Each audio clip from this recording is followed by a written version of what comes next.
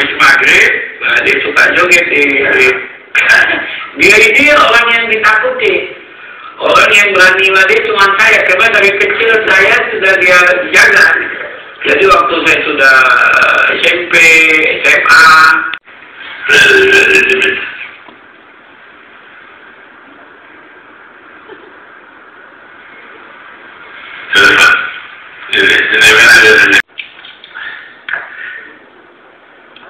yang paling cepat untuk menghabiskan nyawa manusia.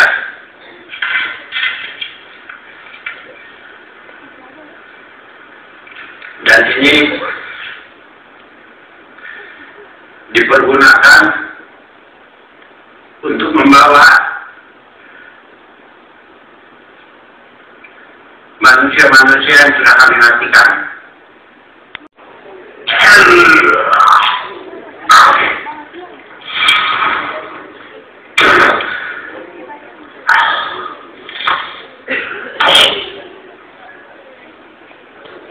Dan teman-temannya, saya minggu lalu baru pulang dari Medan, saya tinggal di Hotel Garuda Plaza. Saya bertemu dengan Koto. Jadi saya duduk di bar, mendengarkan orang nyanyi sambil saya berbicara dengan teman-teman. Datang orang pria, badan yang besar, gendut, rambutnya gondrong, duduk di samping saya. Saya lihat, loh, ini Koto yang tadi Bapak Ibu lihat. Dia ikut pemilu kada dan kalah. Oke, next. Barat melawan negara boneka bentukan Inggris, ya, Malaysia dan Brunei, dan dia menolak semua kebudayaan. Dia bisa menjadi maklar bioskop, tiba-tiba kehilangan pekerjaan. Dia benci dan dendam sekali. Nah, kemudian menggambarkan bagaimana kelompok preman diakomodasi dan direkrut dalam sistem kekuasaan, ya. Jadi mereka merupakan perpaduan antara gangster dan juga preman dan paramiliter jadi satu. Jadi orang-orang yang tidak punya pengalaman sebenarnya, tidak punya disiplin, ya, tapi kemudian dikasih senjata, didorong, dikasih kewenangan, dan mereka kemudian berinisiatif melakukan pembunuhan-pembunuhan. Preman yang ada di kota-kota besar, di Jawa, Sumatera, Bali, ya, termasuk di Sulawesi, dihabisi, dan nanti pemuda Pancasila yang naik menjadi tokoh. Ada suci membunuh orang-orang komunis. Orang lupa bahwa pembunuhan itu adalah kejahatan, tidak pidana. Oke, next. Ada penyangkalan besar, ya, sudah ada banyak buku dan film tentang peristiwa 65, tapi dengan menceritakan tentang kekejaman yang mereka lakukan sendiri. Militer selalu menyatakan itu bentrokan sosial, horizontal. Tapi kalau kita melihat apa motifnya Anwar Kumuma itu legitimate untuk menyelamatkan negara akibat PKI memberontak. Film ini tadi mulai dari detik pertama sampai detik yang terakhir, kita tidak menemukan adanya pemberontakan. Cerita dari para pelakunya sama sekali tidak cerita tentang pemberontakan. Lihat dari mana munculnya bahaya komunis. Kan tidak mungkin seorang maklar bioskop tiba-tiba mengerti tentang bahaya komunis. Nah, itu betul-betul kedalaman, nanti bisa diskusi lebih dalam. Next. Ketakutan terhadap komunisme, barangkali ini digambarkan secara doktriner, ya. Nanti memang ada upaya-upaya untuk menggalang. Nah, yang lain adalah unsur balas dendam, cemburu, patah hati. Bahkan ada orang yang ingin, wah, si teman saya kok punya istri bagus sekali, dulu saya itu ingin memacari istrinya, tapi keburu dinikahi dia, saya tuduh aja itu komunis. Maka dia mati, istrinya nanti saya nikahi. Itu terjadi di banyak tempat, ya. Kemudian juga mengambil harta benda dan seterusnya. Tidak nampak bahwa ada perdebatan ideologi dan seterusnya. Yang pertentangan ideologi juga justru dimanfaatkan oleh kelompok akar rumput untuk menggunakan motif-motif yang sifatnya individual. Militer sebelum peristiwa 65 melatih para pemuda untuk bergabung dalam berbagai ormas anti PKI. Ini realitas. Ya. Tidak mungkin kalau PP itu tiba-tiba menggunakan seragam loreng. Seragam itu sudah bagian dari proses pelatihan. Dan nanti saya bisa bercerita bahwa PP ini dibentuk dulu ketika Pak A.H. Nasution, ya, Jenderal Nasution almarhum, membentuk IPKI. Dia butuh pasukan-pasukan milisi yang bisa mengawal partainya. Nah, itulah nanti pemuda Pancasila. Ya. Militer mengawal para pemuda ini di beberapa tempat, bahkan dipersenjatai. Kita tahu dari putra-putri Purnawirawan. datang semua dan mengatakan bahwa awas, Komnas HAM sudah disusupi oleh elemen-elemen komunis. Ya, ingin mempersoalkan pembunuhan yang sebetulnya adalah tujuannya menyelamatkan bangsa. Kami di demo tujuh kali berkali-kali. Businessman, mohon maaf itu ketikanya buru-buru. Sekarang adalah businessman dan mereka sukses, anggota parlemen di berbagai daerah dan sebagian pernah menjadi jenderal. Dan mereka ini yang menolak upaya untuk menyelidiki kembali peristiwa 65 itu apa. Mereka memiliki kekebalan atau imunitas karena masih berkuasa secara politik maupun ekonomi. Kita bisa melihat tokoh-tokoh PP yang diwawancarai, ada yang hobinya mengoleksi binatang-binatang buas ya, yang sudah diawetkan. Ada yang pamer dia koleksinya kristal, ini harganya sekian. Itulah realitas kita. Next. Ini secara formal memang disebut yang namanya pasukan kodok. Dan mereka melakukan operasi kodok, sebuah operasi untuk memburu dan membunuh orang-orang yang dituduh komunis. Kalau di Jakarta ada operasi Kalong, kalau di sana operasi Kalong itu untuk ditangkap, diinterogasi, diperas informasinya. Tapi kalau operasi kodok itu ditangkap, langsung dieksekusi di pinggir sawah, di sungai dan seterusnya. Nama Pendi Keling, yang di kemudian hari menjadi ketua PP di Sumatera Utara yang paling ditakuti di kota. Jadi Pendi Keling ini sebetulnya jauh tingkatannya dengan Anwar Kungu. Anwar Kungu itu orang mengatakan ya ini preman kecil. Tapi kalau Pendi Keling dia memegang tali kor dengan kelompok-kelompok militer. Nah, sejarah PP sebetulnya dibentuk pada tahun 59 oleh Jenderal Nasution sebagai underbo dari Ikatan Perintis Kemerdekaan, ya partai itu, partai IPGI, dalam rangka mendorong para pemuda untuk terlibat menghadapi ancaman saat itu. Namun hingga peristiwa 65 terjadi, organisasi PP ini tidak berkembang dengan baik, terutama di Jawa. Orang tidak kenal pemuda Pancasila. Komunis yang notabene adalah musuh Angkatan Darat. Saya perlu menyebut angkatan ini spesifik karena angkatan udara tidak melakukan, angkatan laut tidak melakukan, dan angkatan kepolisian tidak melakukan, hanya angkatan darat. Pemuda, jadi kalau mereka mendapatkan uang ya dikasih wilayah-wilayah, tapi setorannya juga masuk ke aparat pemerintah setempat. Next. Tumbuhnya pemuda Pancasila ya di era Orde Baru, kehadiran PP di Medan sebetulnya berpengaruh dibandingkan organisasi baru yang dibentuk oleh kelompok anak tentara seperti Ikatan Pemuda Karya di bawah pimpinan Ulu Panggabean, ya, FKPPI, atau Pemuda Pancamarga PPM. Itu dulu jauh lebih berwibawa ketimbang Pemuda Pancasila. Seragamnya juga mirip. Ya. PP juga dibayang-bayangi dengan organisasi seperti Preman Sadar, The Prems. Dulu di Jakarta, Agus itu orang pertama di Jakarta yang ditembak di atas hardtop dan diledakkan di Pasar Baru. Dan 2 hari orang tidak berani menyentuh mobil itu sampai kemudian polisi yang kemudian mengambil. Nah, kemudian juga Fajar Menyingsing, ini organisasi preman yang paling besar di Jawa Tengah, ditakuti. Ya. Pemimpinnya masih hidup, dia lolos dari upaya penembakan misterius yang dilakukan oleh Kokantip ketika itu. Dan hampir 5.000 anggota dari Fajar Menyingsing ini terbunuh. Yang lain adalah laki-laki penuh dosa, Lapendos. Ini juga satu geng yang banyak tumbuh di kota-kota besar, ditakuti dulu. Ya.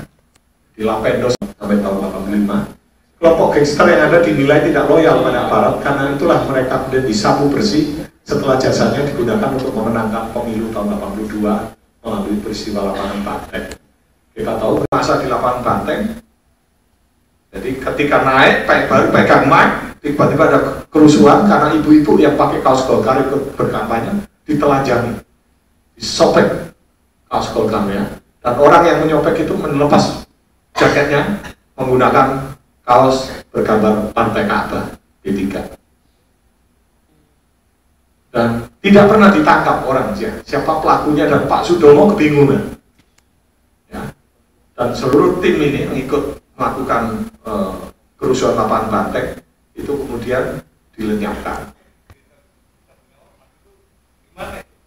Ya, sebentar saya menyelesaikan dulu ya, saya ingin menjelaskan dulu. Next. Sekarang yang notabene adalah mantan wilayah perkebunan warisan Belanda. Jadi berbeda dengan peristiwa yang terjadi di Jawa, karena di sana ada perkebunan, ada hubungan antara pemilik perusahaan yang di Jawa adalah tuan tanah, bukan wilayah perkebunan lagi. Jadi ini polanya juga berbeda. Oke, next. Dari pembunuhan di Jawa lebih banyak dilakukan oleh kelompok pemuda dari kelompok agama dan organisasi masyarakat. Jadi berbeda dengan yang ada di Sumatera Utara. Jadi di Sumatera Utara harus kita mengerti konteks hanya Sumatera Utara. Kalau di masyarakat yang mendapatkan dukungan dari elit militer, ya, dan pembunuhan yang paling besar memang ada di Jawa Tengah dan Bali. Jawa Tengah, Jawa Timur, dan Bali. Nah, untuk Sumatera bisa dikatakan kecil konteksnya dibandingkan dengan apa yang terjadi di Jawa. Paling tidak ini yang masa kini yang masyarakat sadar bahwa memang ada peristiwa kelam masa lalu. Yang jadi pertanyaan, stigma dan kebencian itu masih terpelihara saat ini. Nah, karena itulah kami waktu itu dengan mengadili para pelaku tidak mungkin, karena situasi yang terjadi adalah chaos. Ya. Yang kami usulkan adalah menyelesaikan dengan cara rekonsiliasi. Ingatan pada kita bahwa kasus yang pernah terjadi dalam peristiwa 65 belum selesai untuk bangsa kita, dan kita harus berlomba dengan waktu karena Mandela adalah korban, tapi ketika dia menjadi presiden di atas nama negara meminta maaf kepada seluruh pelakunya, dia mendorong proses pengadilannya, dan ketika pengadilan digelar, dia berikan amnesti untuk orang-orang yang dituntut melalui proses pengadilan. Selesai. Afrika Selatan bisa maju ke depan, tapi sementara kita belum. Nah, karena kasusnya tertunda, dan kita tidak pernah jelas apa yang terjadi dengan peristiwa seperti itu. Nah, itu kira-kira awalan diskusi. Nanti kita bisa berdiskusi lebih dalam. Akan tanya jawab dengan Anda terkait dengan film yang sudah Anda buat. Halo.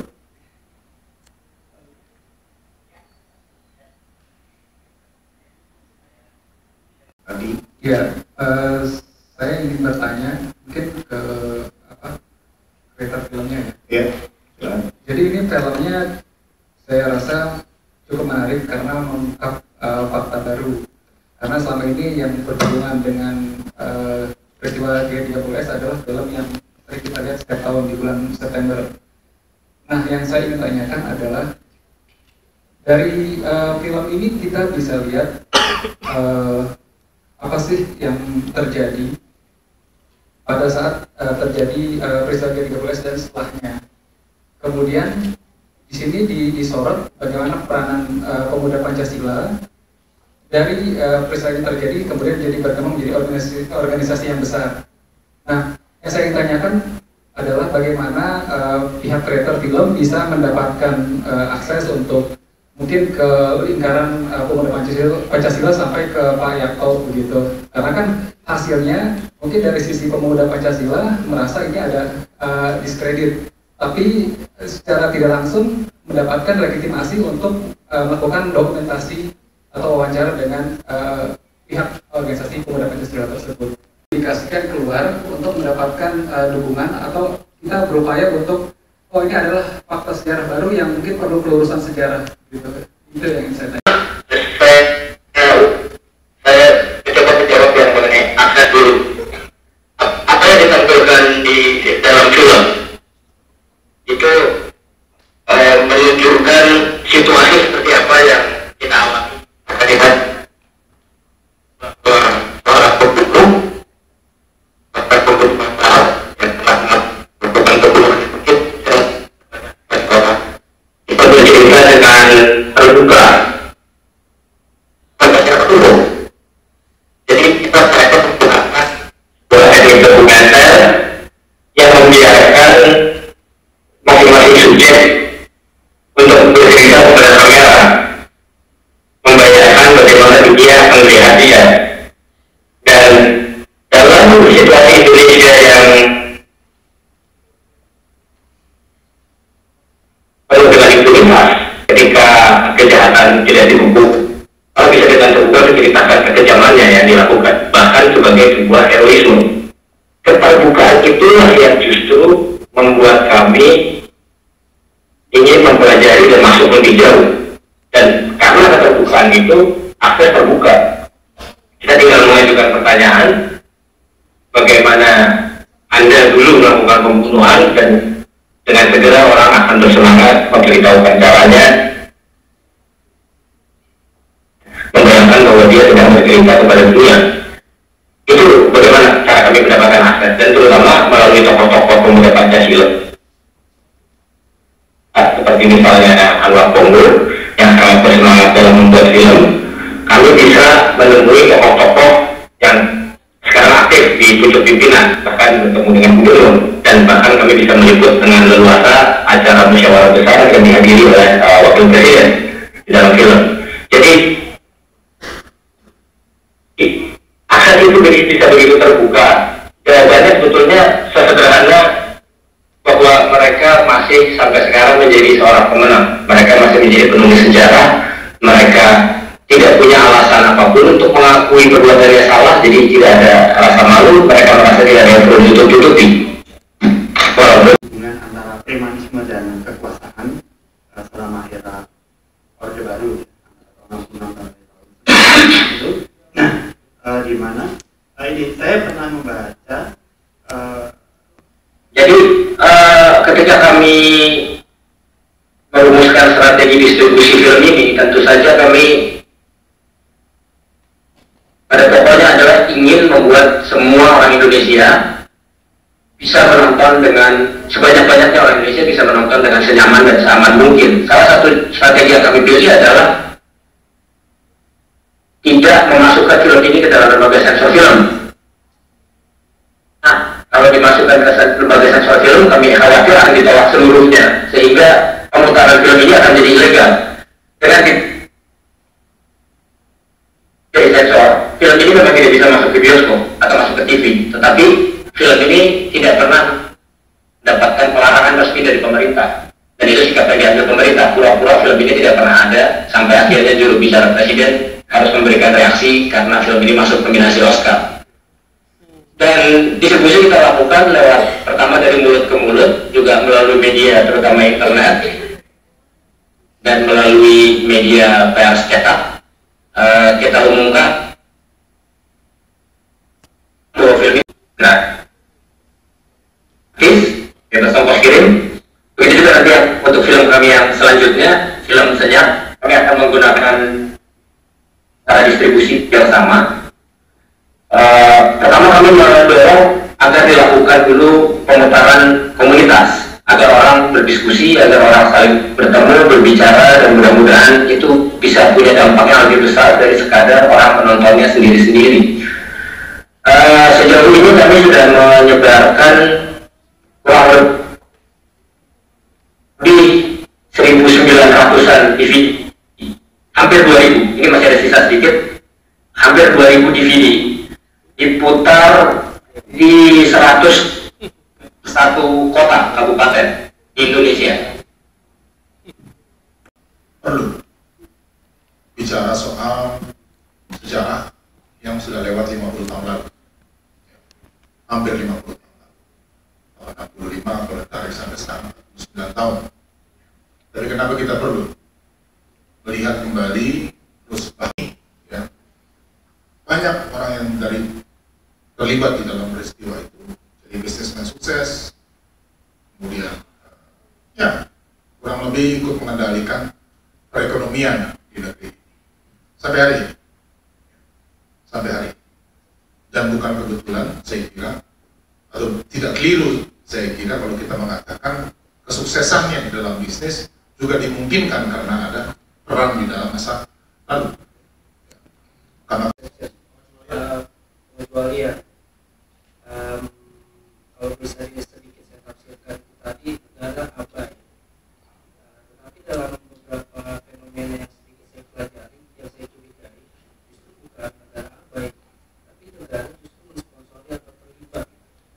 Tapi pada tahun 2000, lantas perlu sekali juga membaca disertasi dan salah satu tulisan Florence Writer Indonesia yang mengatakan bahwa kelompok-kelompok preman, disadari atau tidak disadari sebetulnya, itu selalu dipakai oleh kekuasaan. Nah, khususnya untuk yang nanti tahun 82 itu preman-preman itu masuk di dalam Bapilu, Badan Pemenangan Pemilu Golkar, yang ketika terjadi pemenangan pemilu pada tahun 82, mereka disikat habis dengan organisasi Pemuda Pancasila. Pemuda Pancasila saya katakan ini unik dan ini ada hanya di Sumatera Utara. Nah, kita bisa membaca bukunya, memoarnya Effendi Keling yang menceritakan tentang proses itu. Bagaimana operasi-operasi pemuda Pancasila di Sumatera Utara ditujukan untuk membantu pemberantasan komunis di Sumatera Utara.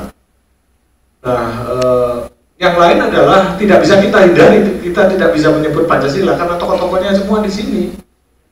Jadi mohon maaf kalau saya tadi mengatakan kesannya kemudian jelek-jelekkan. Saya ingin menjelaskan konteks bahwa ini loh yang ada di Sumatera Utara yang berbeda dengan konteks yang ada di Jawa, gitu lah. Nah, tapi perlu kita pesan bahwa seolah-olah negara tidak hadir. Tapi saya setuju sepenuhnya bahwa negara memang terlibat di dalam orkestrasinya. State of exception atau pengecualian itu di dalam hukum dan dalam politik di masa Orde Baru terlembaga di dalam sebuah lembaga yang namanya Kopkamtib, Komando Pemulihan Keamanan dan Ketertiban. Ya, adanya itu sampai tahun 83, setelah itu baru diganti oleh Pak Pustanas.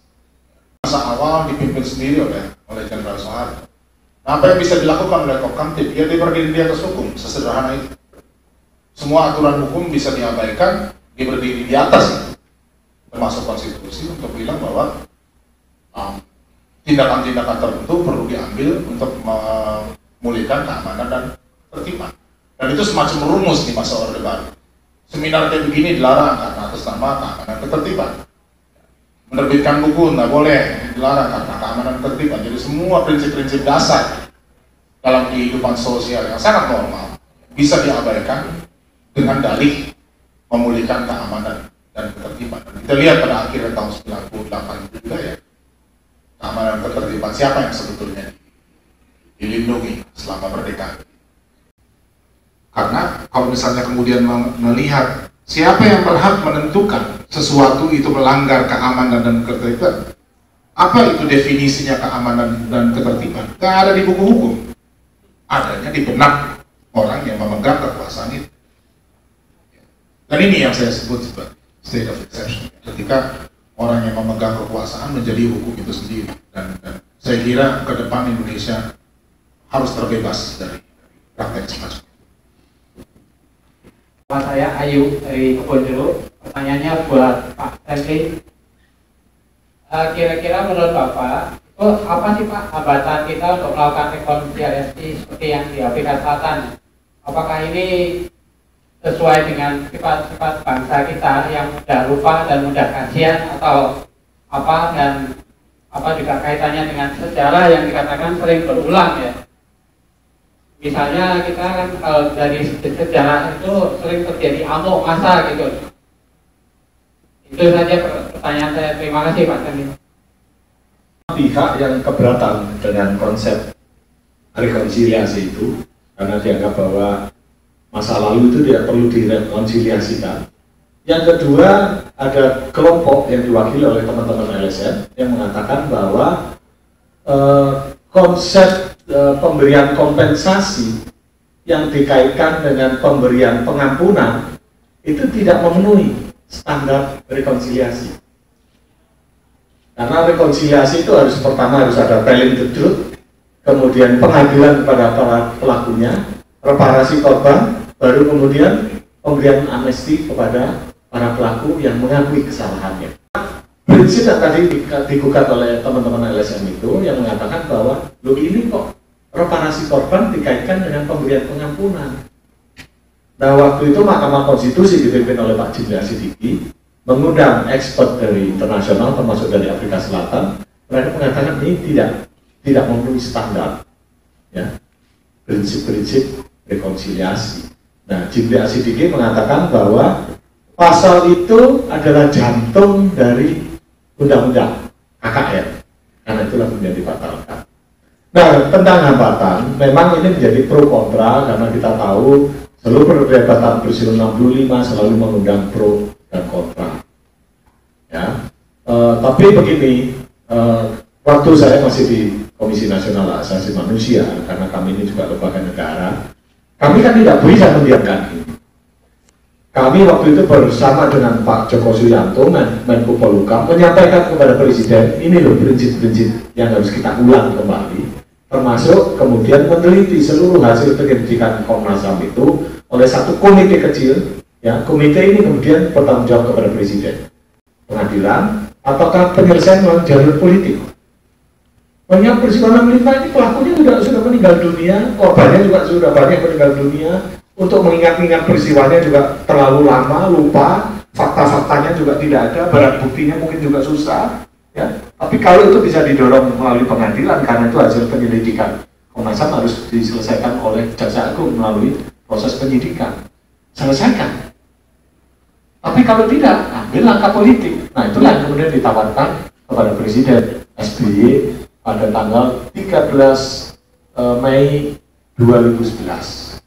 Kebetulan saya ikut dalam membuat batu loncatan, menyelesaikan seluruh PR masa lalu, sehingga nanti pada ketika Pilpres 2014 tidak ada lagi calon-calon presiden yang disandera sama masalah HAM.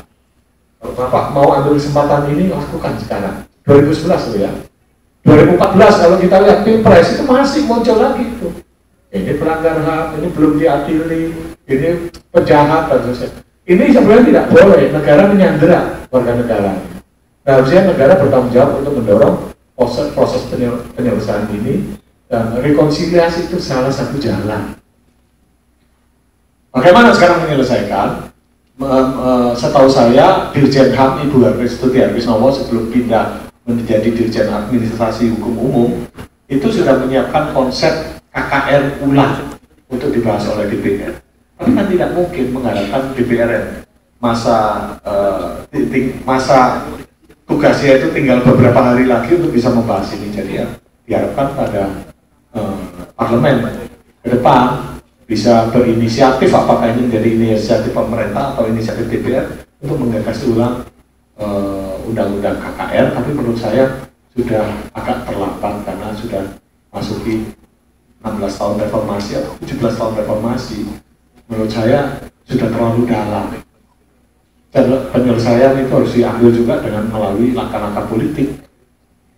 Kepala negara di sana yang harus bisa memiliki kemampuan menyelesaikan. Dan saya dengar teman-teman misalnya Kontras juga bertemu dengan rumah transisi ya, teman-teman di rumah transisi, dan bersama ayo cari jalan yang terbaik.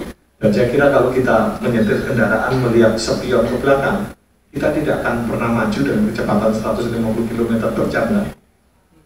Lihat spion kiri, lihat spion kanan, lihat spion tengah, harusnya kan lihat ke depan tuh.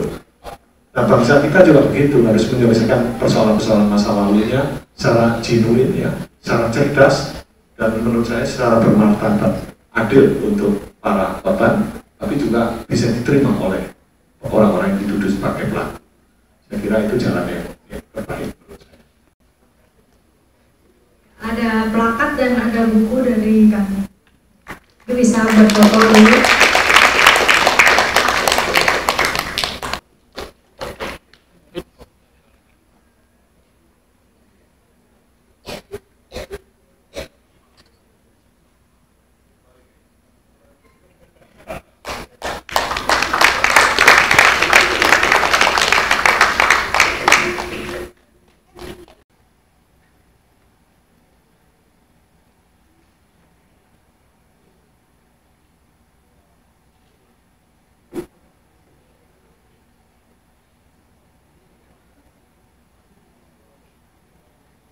Satu lagi, bisa mempersiapkan diri untuk